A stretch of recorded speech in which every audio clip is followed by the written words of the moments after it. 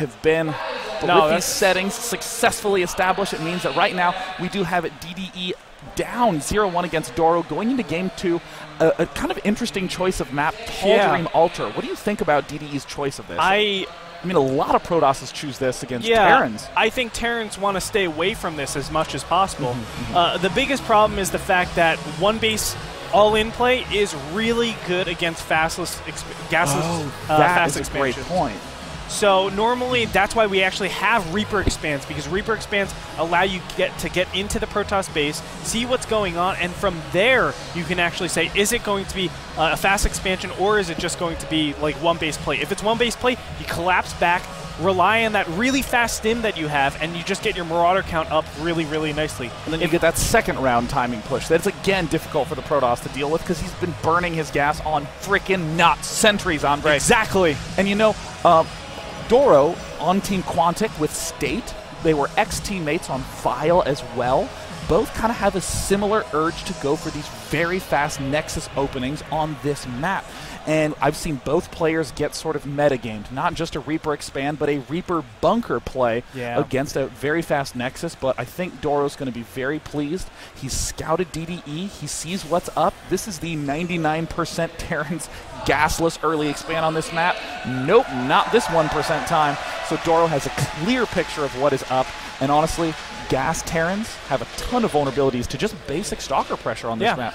It's a big problem. That's why, I mean, Reaper Expand keeps that Stalker back a little bit, but you also have to put down that Bunker extra fast.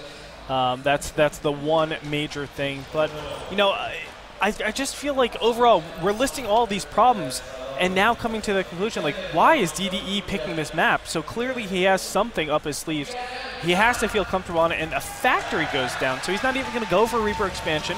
He's going for a tech lab on his barracks. Well, this looks like he wants to just plop down a starport on that tech lab. Go for something like a Banshee. Banshee tank push is also another effective way to abuse this cliff just behind the Protoss's natural expansion. DDE now going to be able to step right into the main base of DdoRo. What? Oh, I'm sorry. Wait, he's going Marauder? Marauder with a... Oh, this is one of the most old school openings ever. It is a Hellion Marauder push. And you can, with some variations, you can get a very fast starport as well. Not super fast, but a kind of eventually fast starport. And this will catch most players off guard and, more importantly, crush exactly this build. And, oh no, was a Zealot built? A Zealot was built. If you skip that Zealot as DdoRo, you're actually dead outright, but this is going to make it a thin situation for DdoRo. And DDE is playing it so cute. Look at this. He's just rallying all the units inside of his base. And with the bunker. Oh, my God. He's literally stamped his forehead with a, I'm a Banshee player. Exactly. That's exactly tattoo. What and what I love about it, too, is that he's not even putting it down here to fake out an expansion. He's basically saying, yo, I'm going for a Banshee. Please scout me out right now. Unfortunately for him, DdoRo hasn't seen this. DdoRo actually excellent read, going for 4 gateways, not getting a robo. Almost always a player will get that robotics facility tech due to the fact that you saw him gas, you saw him bunker. That looks like Banshee to me.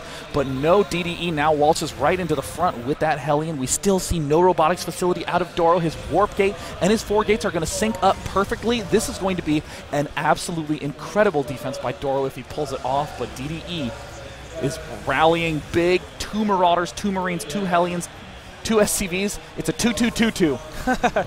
Now, the SCVs are so important to pull. You need to do those, or else the Protoss can just go all the way back, and he doesn't even have to engage here. He's going to engage. Excellent control right now. It looks like one of those Stalkers has fallen. DDE has some incredible micro, but DdoRo has the advantage of that 4-gate warp in. No bunker has gone down yet. Looks like one more of the Stalkers will fall, but DdoRo is warping in at an incredible rate, and DDE is forced to retreat.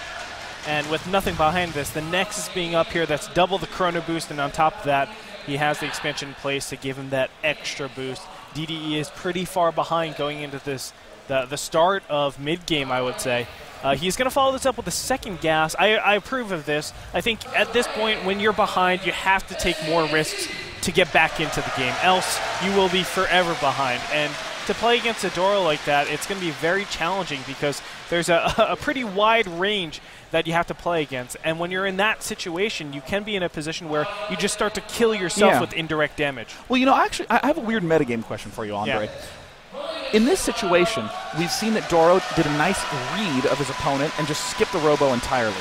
Do you think it would have been a good follow-up play for DDE? Oh, terrible choice for DDE to try to swing into that corner. Easily gets force fielded off. I mean, do you think it would have been a good play for DDE to perhaps go straight into some kind of cloaked Banshee?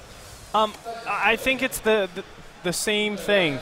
No matter what. Oh, Probe gets a full scout of the base. Looks how did this happen? DDE left his Facebook logged in, and DdoRo just sat down and found out all his personal information, who'd been messaging, and, of course, what was building in his base. How sad. You know, I think it's still the same coin flip dynamic. I mean, it could be Banshee. It could be just regular straight-up pressure. Even though 60% of the time it is Banshee, I just don't know how DdoRo made that read. It is a tough read to actually call. All these units are going to waddle down here, and Azel was wiping away at it. In the meantime, I thought DdoRo was actually gearing up for some sort of pressure, but it looks like he's not at this point. I'm really curious why he warped in all of his units on the bottom over here.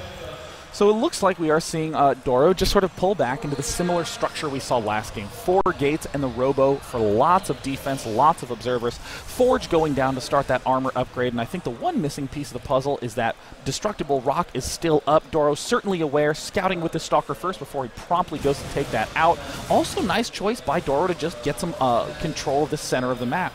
It looks like he might lose this sentry, but nope, it looks like the tickle beam of the sentry is too much for those Hellions to handle. Boom. Boom. On top of that, DDE, I mean, I've had actually a constant problem with him, you know, with his training. I always told him you have to be able to scout out to read the range, but he is a player that loves to just do his own thing and be bold with it. You know, he just is fearless. And that's a style that we've been seeing more and more, I would say, in StarCraft 2. I know DeMuslim has been a big proponent of just being fearless and doing whatever it is you want to do, but doing it and then having it cover, let's say, 80% of the builds or 70% of the builds. Yeah. And that's how he thinks. But I think a really important thing to always do is have some sort of Marine or some sort of scout over at your opponent's destructible rocks to indicate if this is going to be a 2-base all-in or not, because that is a very large indicator. Yeah, I mean, it's kind of funny you actually bring that up. There's this one sort of, I mean, if you go back to DDE's base and you just look at his barracks